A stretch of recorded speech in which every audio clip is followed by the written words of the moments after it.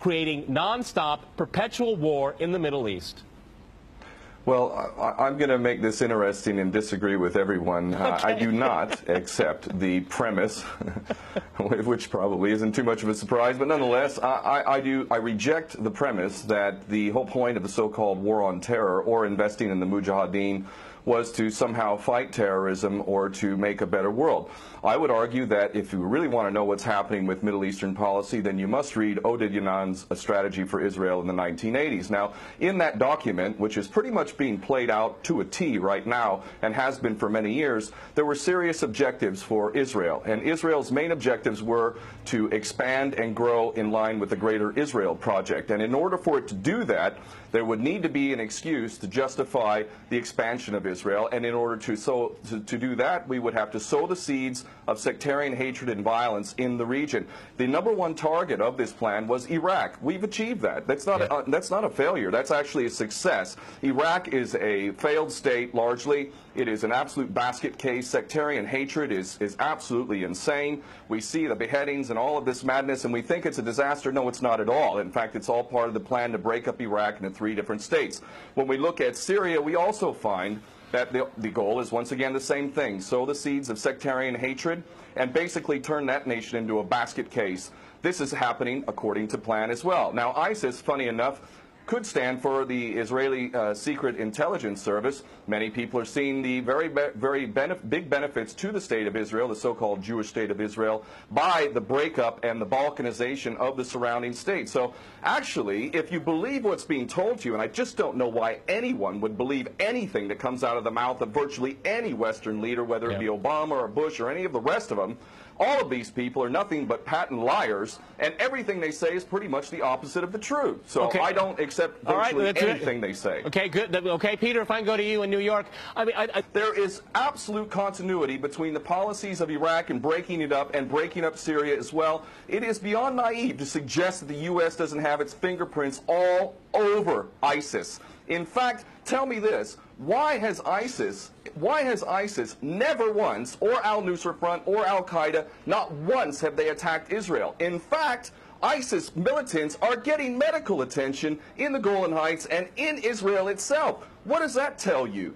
There is absolute continuity, but the actual policy, just like the Project for a New American Century laid out very clearly, that a, quote, new Pearl Harbor would be necessary to achieve this goal of full spectrum dominance. You could never tell the American people, or the world for that matter, we're going to fight wars of aggression where we're going to have to invade and occupy, we're going to have to spend hundreds of billions, if not trillions of dollars to achieve the goal of full spectrum dominance, which is to control, absolute control over air, land, sea, and space and cyberspace. The American people never would have bought it, so you can't tell them that. You have to tell them a bunch of lies. And we see this over and over again.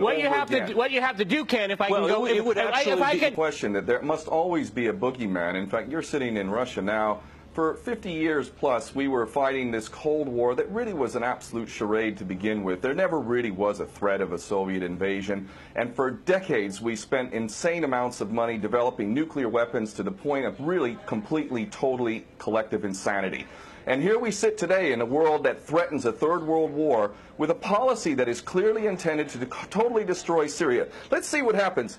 If we take Bashar al-Assad out of the equation in Syria, does anybody with half a brain not understand that that vacuum that's going to be created is going to be a vacuum filled by the most powerful interests there? And who is that right now? Well, that would be our best friends and allies, these little Frankenstein monsters that we create, whether it's al-Qaeda or al-Nusra Front or the latest ISIS monster that we've created. Those are the ones that are going to fill that vacuum, and that fits perfectly in line with Oded Yanan's A Strategy for Israel in the 1980s. And if these other two gentlemen haven't read that document, I seriously suggest you do. Another thing that's really worthy of pointing out is the so-called Islamic State is anything but Islamic. And yes, there is a war on Islam.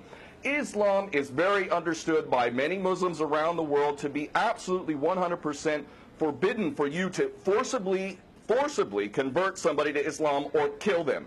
This is totally untrue. Back in the medieval times, when there was Muslim empires, it was an absolute understanding and policy amongst the Muslims who were in charge at that time that those who practiced whatever religion were allowed to continue practicing that religion, and they were not even forced to pay taxes into the Muslim empire itself. However, However, if people wanted to practice that religion, they would not be able to derive the benefits of the tax system and so on and so forth. The bottom line is no Muslim in their right mind would justify going in and literally executing men, women, and children simply because they don't convert to your religion. These people are not Islamic. They are creations of the monster, which is the empire of the United States and all its cohorts in Israel and England in particular. And this monster is purposely created to justify the continuing insanity of the never-ending war policy, which is really the core of America. And that is exactly why I renounced my U.S. citizenship. This madness cannot be considered anything but the major threat to the world. Okay, Peter, in New York, one of the things we've seen... Well,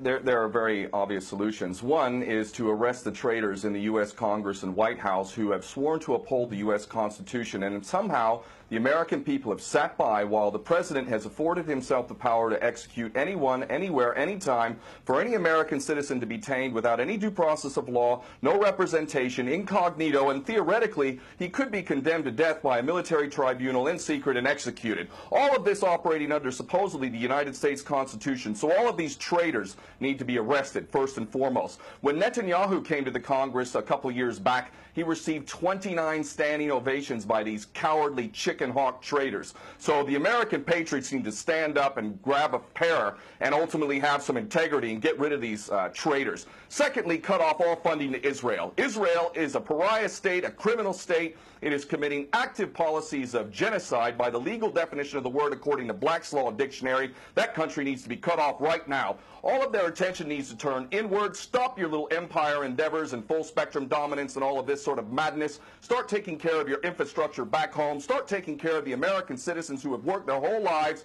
and now find themselves wondering how they're going to keep a roof over their head. All of that is very obvious and very sensible. Or America can continue to decline into an absolute total pariah state, hated and resented around the world, and maybe bring the whole world into World War III. I would prefer that we do the former instead of the latter, but ultimately we need some serious change in government, and that means getting rid of these traitors.